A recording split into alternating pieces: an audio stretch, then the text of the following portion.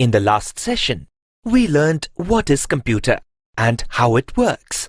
In this session, we'll discuss how to set up and start a computer. A computer or computer system mainly consists of a system unit or case and other devices such as monitor, keyboard, mouse, speakers, and microphone.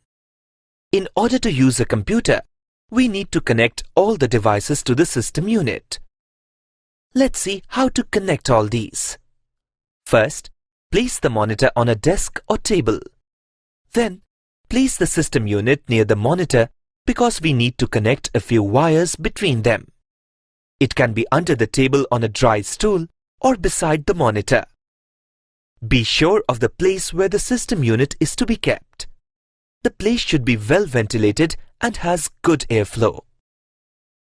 This will help to prevent the system unit from overheating. Look at the rear portion of the system unit. It has all various connection slots or ports for connecting various devices. First, connect the monitor to the system unit. This is the video port of the system unit. It is called VGA port. This is the VGA cable of the monitor.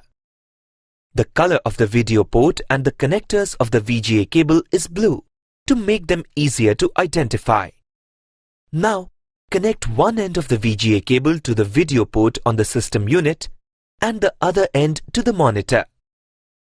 Now, we need to connect the keyboard to the system unit.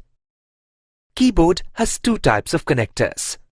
They are PS2 connector and USB connector. We can connect the keyboard to any of the two ports, depending on its type. A desktop computer keyboard often comes with PS2 connector. Connect the keyboard using its port to the keyboard port in the system unit.